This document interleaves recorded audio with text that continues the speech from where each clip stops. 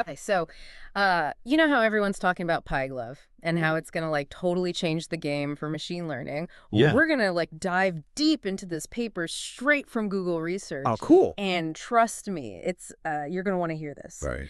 So Okay. imagine this.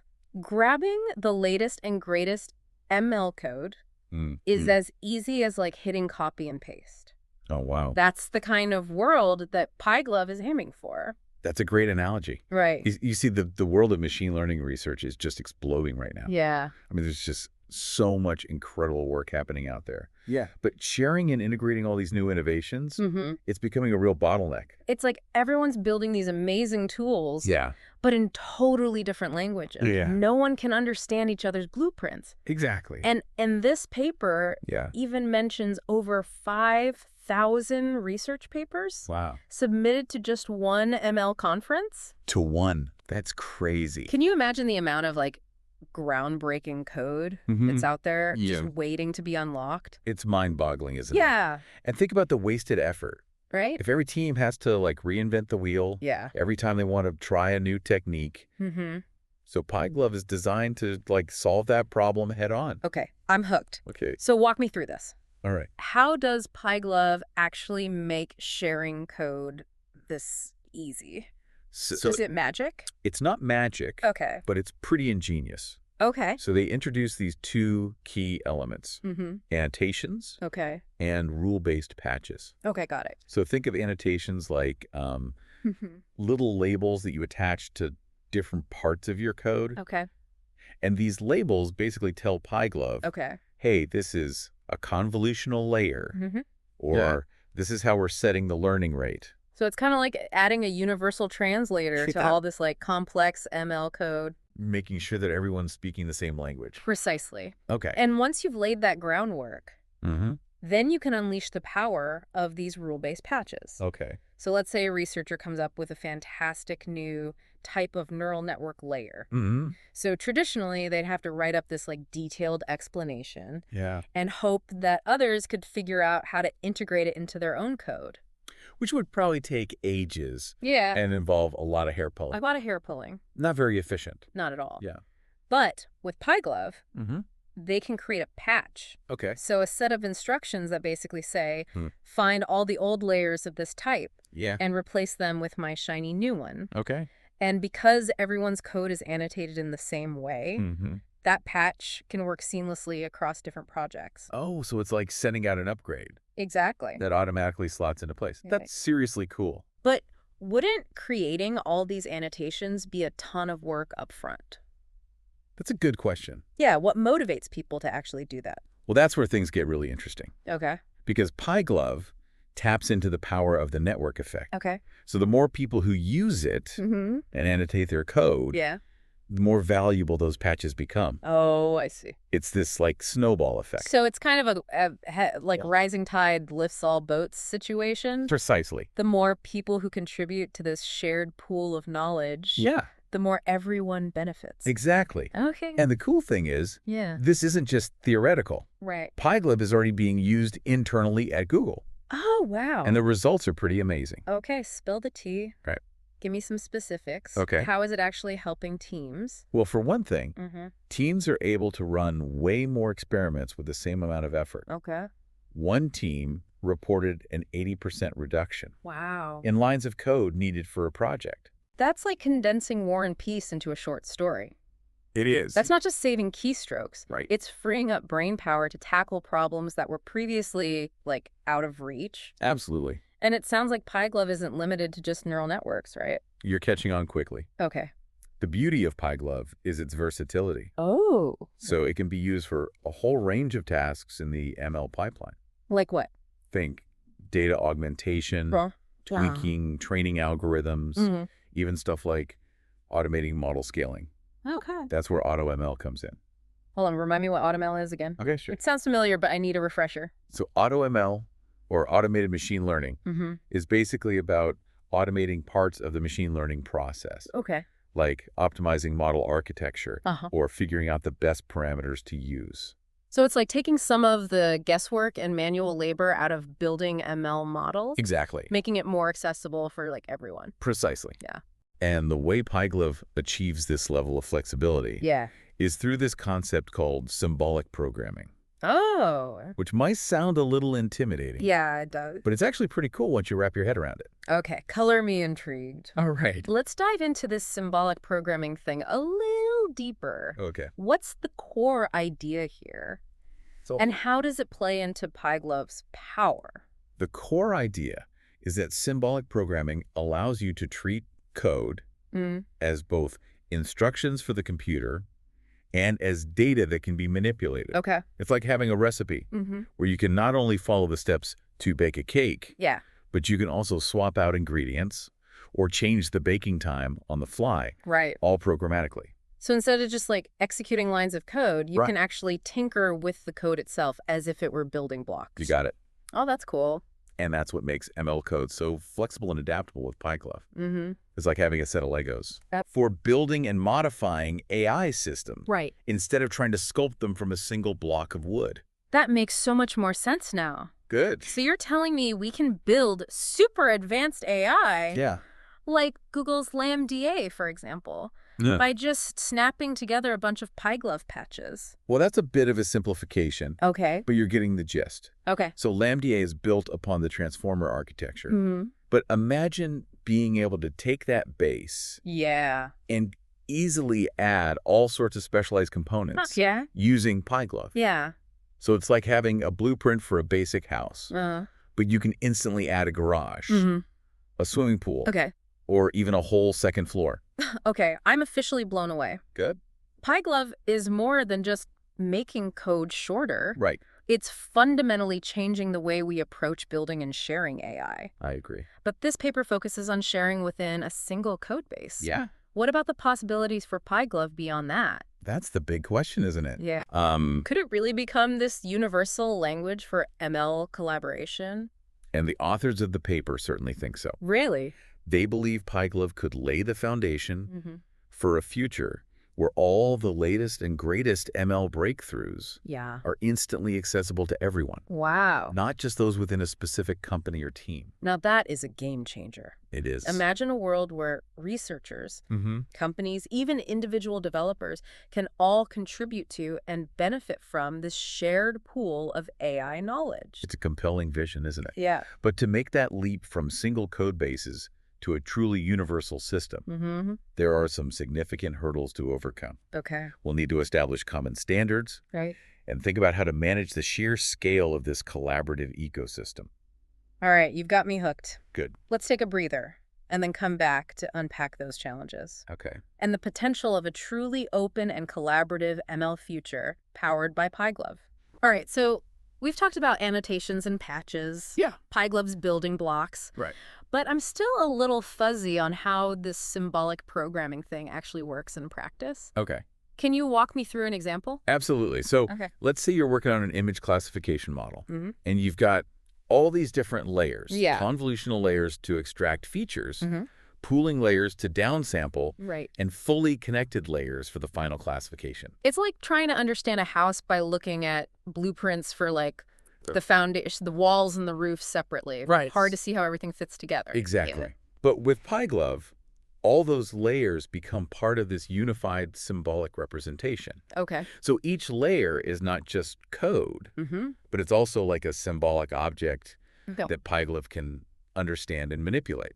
So it's like having a 3D model of the house. Exactly. Where you can easily zoom in on any part, rotate it, and even make changes without having to redraw every single line. That's a great analogy. Okay, cool. So now let's say you want to experiment with different activation functions in your model. Maybe you want to swap out all the ReLU activations with sigmoid.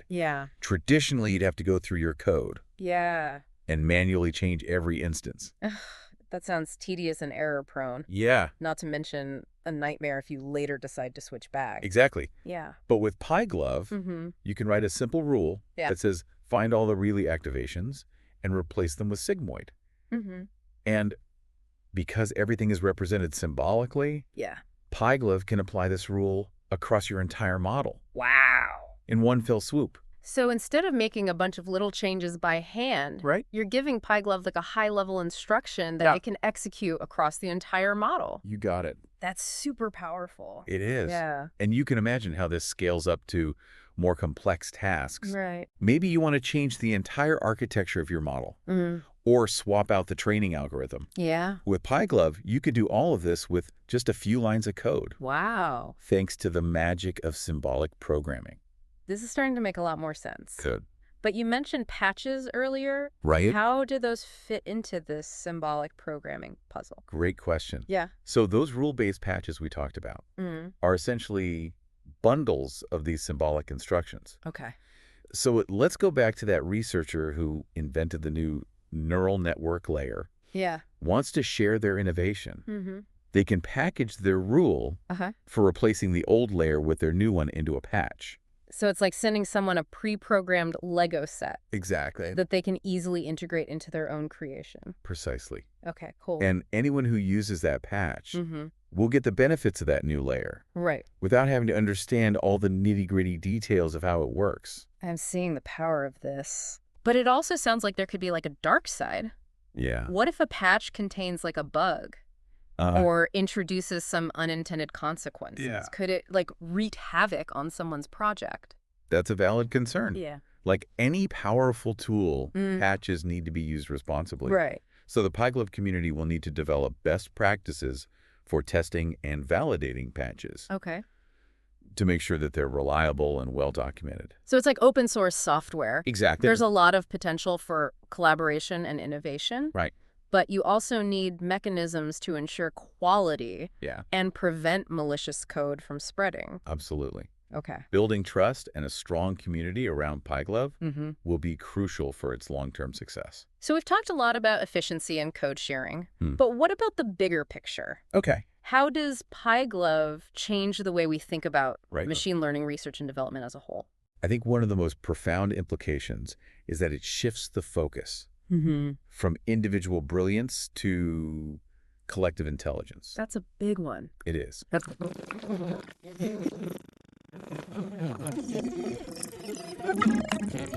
PyGlove researchers can build upon each other's work much more easily, leading to a faster pace of innovation and discovery.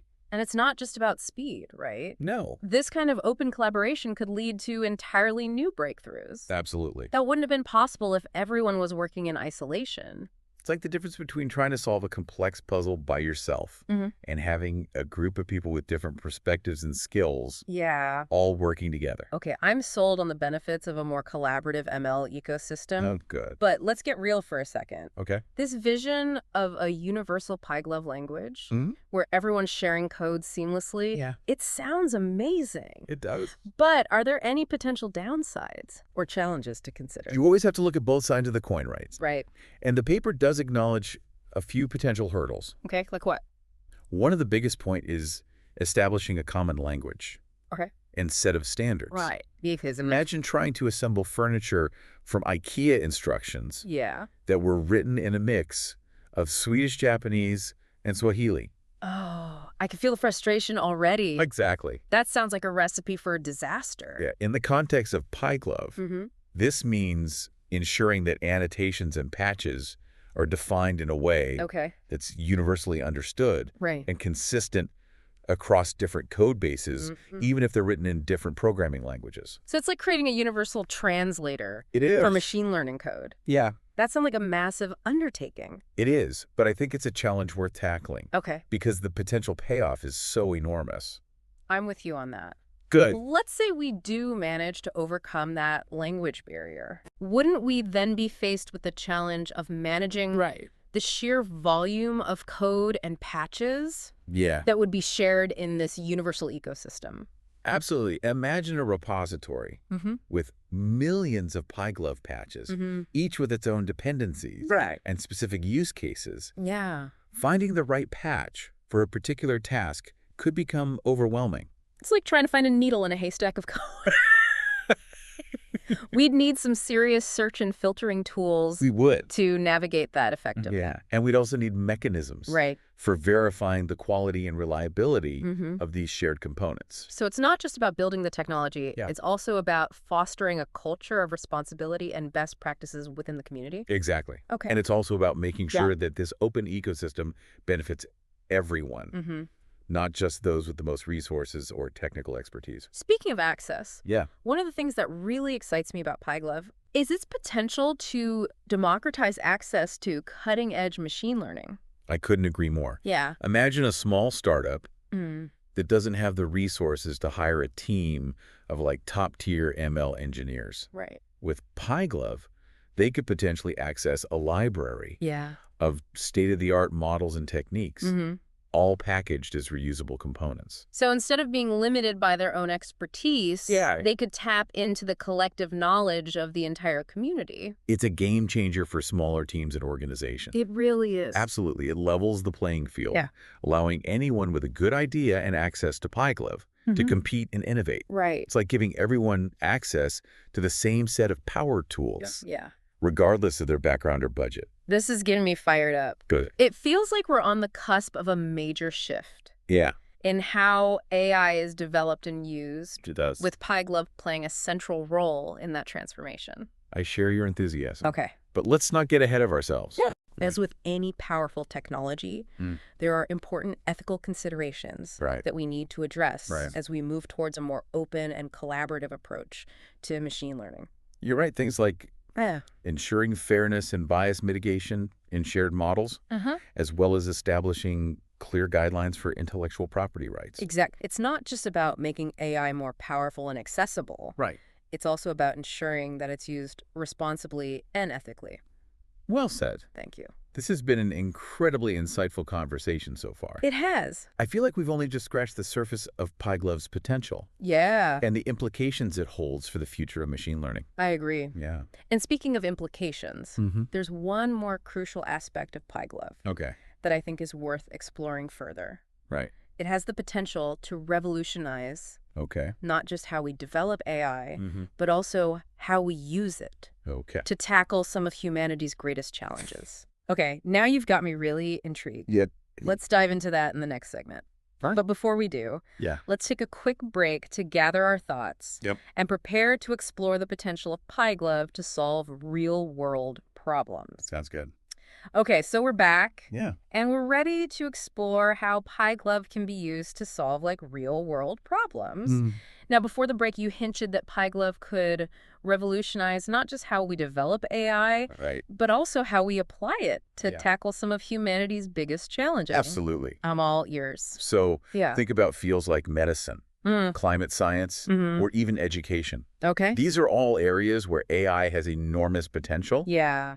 But progress can be slow. Right. Because of all the specialized knowledge required. It's not enough to just have, like, a super smart AI. Right. It needs to understand the nuances of each specific field. Yeah. But how does PyGlove help bridge that gap? Imagine a world where the best minds in these fields can use PyGlove to package their expertise into these reusable components. Okay.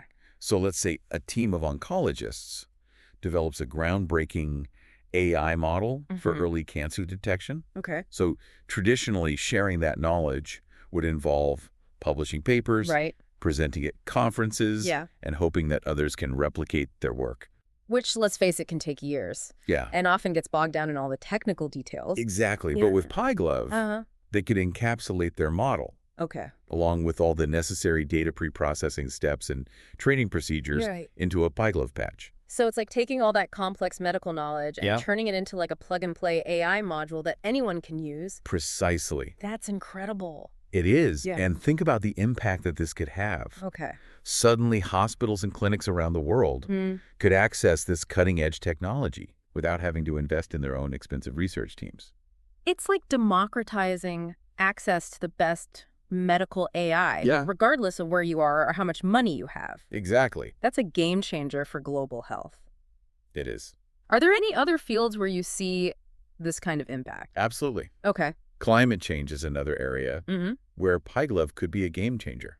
Okay. Imagine scientists around the world sharing models for predicting extreme weather events. optimizing energy consumption, Okay. or even developing new carbon capture technologies. It's like creating a global brain for tackling climate change. Exactly. Where everyone can contribute their expertise and build upon each other's work. It is. Okay. And it's not just about scientific fields. Right. Think about education. Okay. Imagine teachers being able to customize AI tutors for their students based on their individual learning styles and needs. It's like having an army of personalized AI teachers, helping every student reach their full potential. Absolutely. This is getting me really excited. Good. But I know you're a pragmatist. Yeah, I try to be. Are there any challenges or potential pitfalls we should be aware of as we move towards this PyGlove-powered future? Of course, one of the biggest challenges will be ensuring that these shared AI components are used responsibly and ethically. Right. Just because we can share AI easily doesn't mean we should do it without careful consideration of the ethical implications. We need to think about things like bias in training data, potential unintended consequences, and the need for transparency and accountability. So we need to develop guidelines and best practices for responsible AI sharing. We do. And we need to engage in open and honest conversations about the potential risks and benefits. Absolutely. It's like any powerful technology. Right. It can be used for good or for bad. Exactly. It's up to us to ensure PyGlove is used to benefit humanity and create a more equitable and sustainable future. Well said. Thank you. This has been an incredible deep dive into the world of PyGlove. It has. We've gone from understanding the technical nuts and bolts to exploring its potential to transform scientific discovery, democratize access to AI, and even help us tackle some of the world's most pressing challenges. It's been a fascinating journey. It has. And I hope our listeners are as excited as we are about the possibilities. I'm sure they are, and I have a feeling this is just the beginning of the PyGlove story. Oh, yeah. Who knows what incredible innovations and breakthroughs will emerge as more people start using this powerful tool. I can't wait to find out. That's what makes the future of AI so exciting. Absolutely. It's a future where collaboration, open sharing, and a commitment to responsible AI development will pave the way for a brighter tomorrow. Well said, and on that inspiring note, we've reached the end of our deep dive into PyGlove. I enjoyed it. Thanks to our listeners for joining us on this journey. Yeah, thank you. Until next time, keep exploring, keep learning, and keep asking those big questions. Absolutely. See you next time.